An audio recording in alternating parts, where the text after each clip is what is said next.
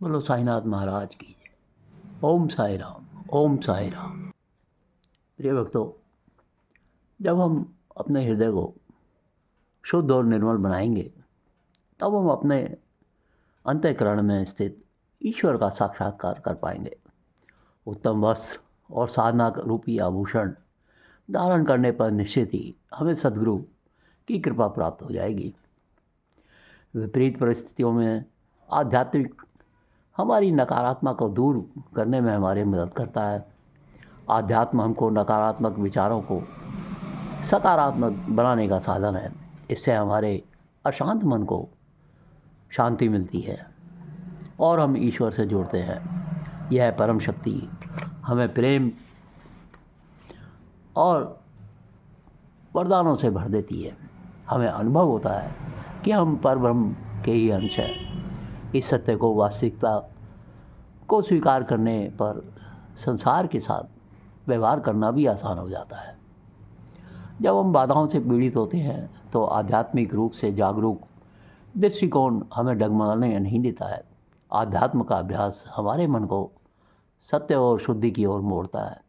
हमारे आंतरिक कोश को सकारात्मक बनाने के पश्चात हम बाधाओं को जीतने में सफल हो जाते हैं।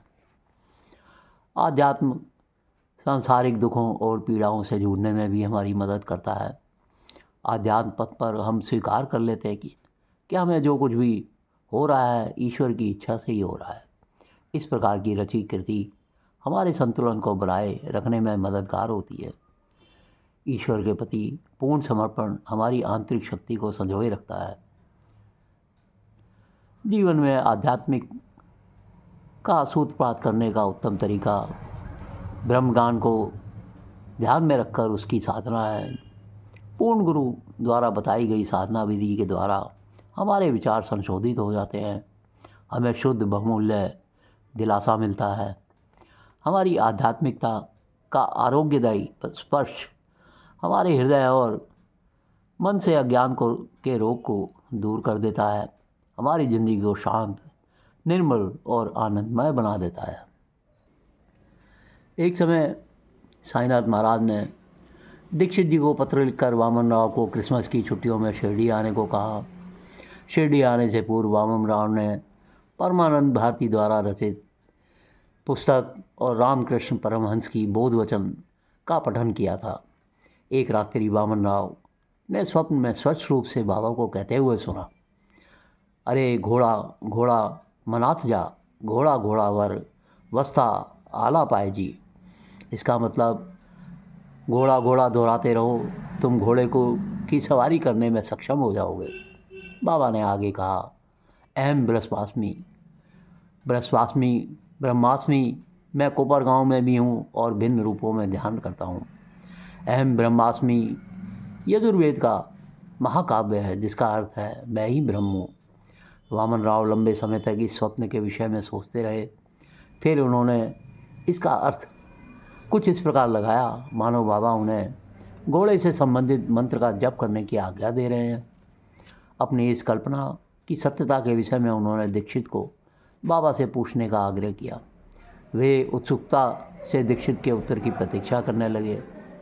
सकारात्मक उत्तर प्राप्त होने पर वामन राव ने अपनी माला लेकर मंत्र का जप आरंभ कर दिया। अभी वे बाबा के सगुण स्वरूप का ध्यान किया करते थे। धीरे धीरे बाबा के निर्गुण स्वरूप का ध्यान करना उन्होंने शुरू कर दिया। क्रिसमस की छुट्टियों के दौरान एक दिन वामन राव बाबा के समीप बैठे थे। किसी भक्त ने बाबा को प्रसाद में अमरूद भेंट किया। अमरूद देखने में हरे और कच्चे लग रहे थे। बाबा ने वामन राव को अमरूद का एक टुकड़ा दिया और सीधा उनकी ओर देखते हुए बोले, हालांकि यह देखने में हरे और कच्चे प्रतीत हो रहे हैं लेकिन वास्तव में यह मीठे हैं। अमरूद वास्तव में ही मीठे थे। वामन राव को ऐसा प्रतीत हुआ कि बाबा ने ऐसा कहकर उनके ध्यान के अभ्यास की ओर इशारा किया था। उनके द्वारा निर्गुण स्वरूप को ध्यान का अभ्यास शुरू से अस्थिर और अपरिपक्व था, लेकिन इसका परिणाम भीतर और शांतिपूर्ण था। अपने इस सहज ज्ञान की पुष्टि करने हेतु वामन राव एक अन्य भक्त के साथ मालसापति से भेंट करने गए, क्योंकि मालसापति बाबा के बहुत पुराने व अनुभवी भक्त थे, जो अधिकतर समय बाबा के साथ ही गुजारा करते थे। फिर वामन राव ने उन्हें बाबा द्वारा अमरूदों के संबंध में कही हुई बात बताई।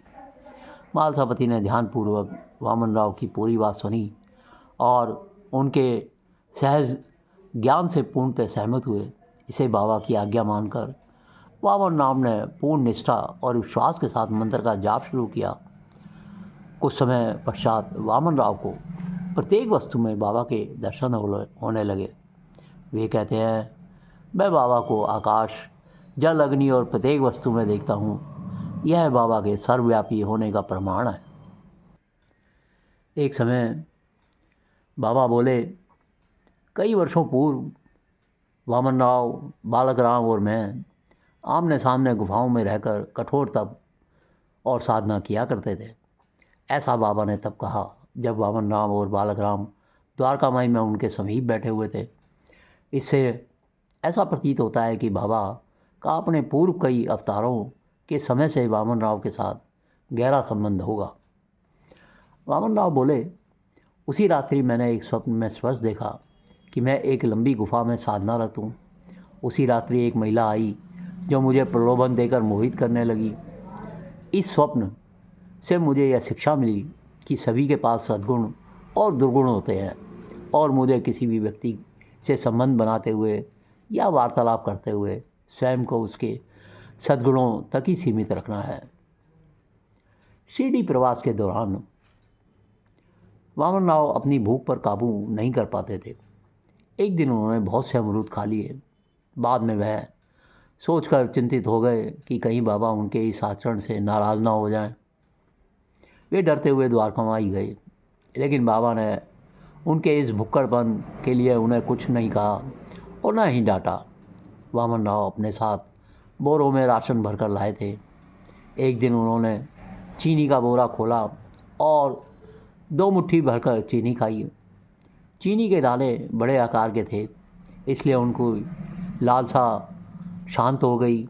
उस दिन जब वे द्वारकामाई गए तब बाबा ने उन्हें एक कहानी सुनाई। एक व्यक्ति मेरे साथ रहता था, फिर उसे क्षय रोग हो गया, जिस कारण उसकी स्थिति बहुत ही कष्टदायक हो गई। एक दिन मैंने उसे सुबह उठाकर मुट्ठी भर चीनी उसके गले में ठूंस दी। फिर मैंने उसे एक कमरे में बंद कर दिया। प्यास लगने के कारण वह उस कमरे से बाहर आना चाहता था। वह ज़ोर ज़ोर से चिल्ला रहा था और उग्रता से दरवाज़ा पीटने लगा, लेकिन किसी ने बाहर निकलने में उसकी सहायता नहीं की, क्योंकि उसे उस कमरे में मैंने बंद किया था। दोपहर को मैंने उसे कक्ष से बाहर निकाला और खाने के लिए भोजन दिया। उसके बाद वह स्वस्थ हो गया। अगर तुम्हारी भी चीनी खाने की इच्छा हो तो केवल चुटकी भर ही खाया करो। श्री साईनाथ महाराज समस्त यौगिक क्रियाओं में पारंगत थे। 6 प्रकार की क्रियाओं के तो वो पूर्ण ज्ञाता थे। 6 क्रियाएं, जिनमें धोती, जिसमें एक चौड़े व लंबे कपड़े के भीगे हुए टुकड़े से पेट को स्वच्छ करना होता है। खंड योग अर्थात अपने शरीर के अवयवों को पृथक पृथक कर उन्हें पूर्वतः जोड़ना, और समाधि इत्यादि सम्मिलित है। साईनाथ महाराज कहते हैं, जो व्यक्ति अहम तथा इंद्रियजन्य सुखों को तिलांजलि देकर ईश्वर की शरण में आ जाता है तथा जब उसे ईश्वर के साथ अभिन्नता प्राप्त हो जाती है, तब उसकी कोई जाति पाति नहीं रह जाती है। इसी कोटि में श्री साईं बाबा महाराज थे। वे जातियों और प्राणियों में किंचित मात्र भी भेदभाव नहीं रखते थे। फ़कीरों के साथ वे आमिष और अन्य भोजन भी सेवन कर लिया करते थे। कुत्ते तथा अन्य जानवर भी उनके भोजन पात्र में मुंह डालकर स्वतंत्रतापूर्वक खाते थे, परंतु उन्होंने कभी कोई आपत्ति नहीं की। ऐसा अपूर्व और अद्भुत श्री साईं बाबा का अवतार था। यथार्थ में बाबा अखंड सच्चिदानंद थे। उनकी महानता और अद्वितीयता का बयान कौन कर सकता है। जिसने उनके श्री चरण कमलों की शरण ली, उसे साक्षात्कार की प्राप्ति हुई। अनेक सन्यासी, साधक और मुमुक्षुजन भी श्री साईं बाबा के पास आया करते थे। बाबा भी सदैव उनके साथ चलते फिरते, उठते बैठते, उनसे वार्तालाप कर उनका चितरंजन किया करते थे। अल्लाह मालिक सदैव उनके होठों पर था। वे कभी भी विवाद और मतभेद में नहीं पड़ते थे तथा सदा शांत और स्थिर रहते थे। परंतु कभी कभी वे क्रोधित हो जाया करते थे। वे सदैव ही वेदांत की शिक्षा दिया करते थे। कोई भी अंत तक यह न जान सका कि साईं बाबा वास्तव में कौन थे। अमीर और गरीब दोनों उनके लिए एक समान थे। वे लोगों के गुह व्यापार की पूर्णतया जानते थे और जब वे रहस्य प्रकट करते तो सब विस्मित हो जाया करते थे। स्वयं ज्ञानावतार होकर भी वे सदैव अज्ञानता का प्रदर्शन किया करते थे। उन्हें आदर सत्कार से सदैव अरुचि थी। इसी प्रकार का श्री साईं बाबा का वह शिष्य था। वे तो थे शरीरधारी, परंतु कर्मों से उनकी ईश्वरीयता स्पष्ट झलकती थी। शिरडी के सकल नर नारी उन्हें पर ब्रह्म ही माना करते थे। प्रिय भक्तों, साईनाथ महाराज की अद्भुत लीलाओं का वर्णन करने में हम सक्षम नहीं हैं। शिरडी के प्राय समस्त मंदिरों का उन्होंने जीर्णोद्धार किया। श्री तात्या पाटिल के द्वारा शनि मंदिर, गणपति, शंकर पार्वती, ग्राम्य देवता और हनुमान जी आदि के मंदिर ठीक करवाए। उनका दान भी विलक्षण था। दक्षिणा के रूप में जो धन एकत्रित होता था, उसमें से वे किसी को 20 रुपये, किसी को 15 या किसी को 50 रुपये, इस प्रकार प्रतिदिन स्वच्छतापूर्वक वितरण कर दिया करते थे। प्राप्तिकर्ता उसे शुद्ध दान समझता था। बाबा की भी सदैव यही इच्छा थी कि उसका उपयुक्त रीति से व्यय किया जाए। बाबा के दर्शनों से भक्तों को अनेक प्रकार का लाभ पहुंचता था। अनेकों निष्कपट और स्वस्थ बन गए। दुरात्मा पुण्यात्मा में परिवर्तित हो गए। अनेक कुछ रोग से मुक्त हो गए। अनेकों को मनोवांछित फल की प्राप्ति हो गई। पंगुओं की पंगुता नष्ट हो गई। इस प्रकार बाबा की कीर्ति दूर दूर तक फैलती चली गई और भिन्न भिन्न स्थानों से यात्रियों के झुंड शिरडी आने लगे। बाबा सदा दूनी के पास ही आसन जमाए रहते और वहीं विश्राम किया करते थे। अपने जीवन काल में साईनाथ महाराज गांव में चिकित्सा का भी कार्य किया करते थे। रोगियों को निदान कर उन्हें औषधि दिया करते थे और उनके हाथ में अपरिमित यश था। इस कारण से वे अल्पकाल में ही योग्य चिकित्सक विख्यात हो गए। एक भक्त की आंखें बहुत लाल हो गई थी, उनमें सूजन भी आ गई थी।